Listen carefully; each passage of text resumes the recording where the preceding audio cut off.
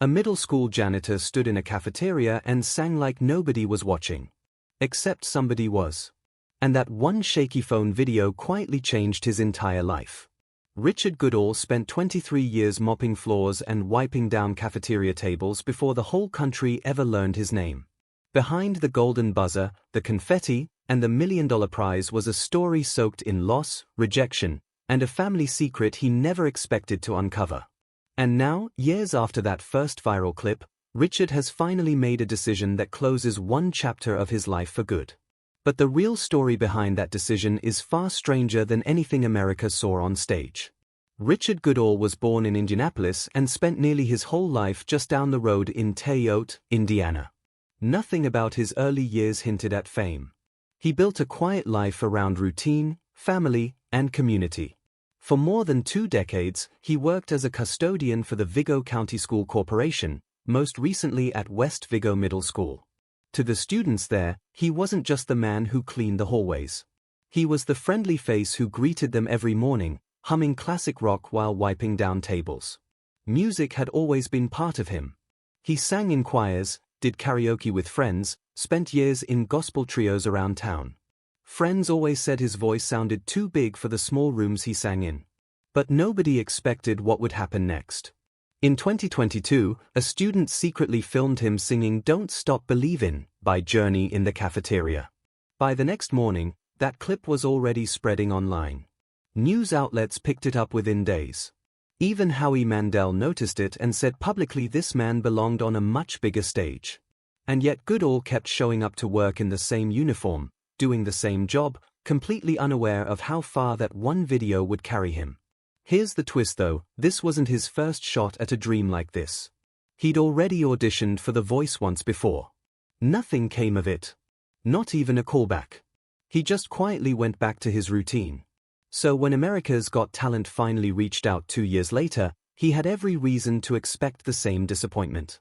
In May 2024, Goodall boarded an airplane for the very first time in his life, flying to Los Angeles to audition. He'd never even traveled west of the Missouri River. His nerves showed the second he stepped on stage. But once the music started, something in him settled. His performance moved the entire room, and Heidi Klum hit the golden buzzer, sending him straight to the live shows. Simon Cowell later called it one of his favorite auditions in the show's history. From there, Goodall treated every performance like a gift, not a competition. He dedicated songs to his partner, brought raw energy to Eye of the Tiger, and closed the finale with Faithfully, leaving barely a dry eye in the building. When the season ended, Richard Goodall was crowned the winner at 55 years old, the oldest champion in the show's history. It looked like a perfect storybook ending. But what viewers didn't see went so much deeper. Long before America heard his voice, Goodall had already lived through years of quiet heartbreak. After the pandemic hit, the gospel band that had given him purpose outside of work simply fell apart. Then, in 2021, he lost his first wife, Patricia Sue, to kidney cancer. She had supported him through years of doubt, and her death left him unmoored in a way grief alone can't fully explain. He kept showing up to work each morning because that discipline was simply who he was. But those closest to him could hear the weight in his voice whenever he sang. That sorrow never fully disappeared. It became part of the emotional depth that later moved millions of viewers, who had no idea what was really behind it. But life had something unexpected waiting for him. In 2022, he met a woman named Angie, long before any cameras entered the picture. She saw him simply as Richard, not a viral clip or future celebrity. She became the steady presence he leaned on through the entire whirlwind of the competition. Just days before the season finale, the two quietly got married on a beach in California, choosing to keep it private rather than turn it into a spectacle. Goodall later credited her directly during his winning moment, saying her support was one of the biggest reasons he found the courage to keep going. But Angie didn't just support him emotionally.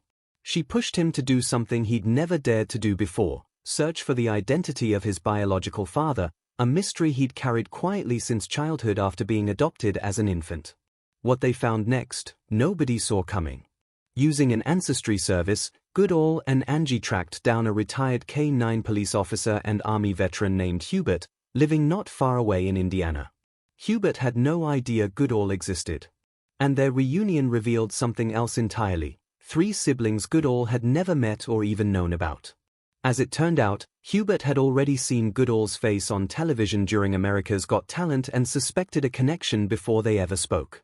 When the 2 men finally connected, Hubert reportedly asked if he was really the janitor guy from the singing show, still stunned that the son he never knew he had was the same man he'd already seen on national television. Goodall later said that without Angie's push, he probably never would have gone looking at all. Meeting Hubert became, in his words, one of the most meaningful surprises of his entire life. Once the cameras stopped rolling, most people assumed Goodall would walk away from his janitor job and chase music full-time. That assumption turned out to be wrong. He simply went back to work at West Vigo Middle School, cleaning classrooms and waxing floors like always.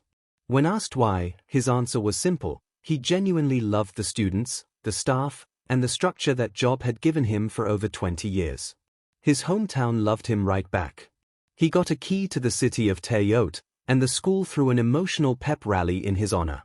Long before he ever won anything, that same community had pooled their own money together just to help him afford the trip to Los Angeles. New opportunities kept arriving anyway.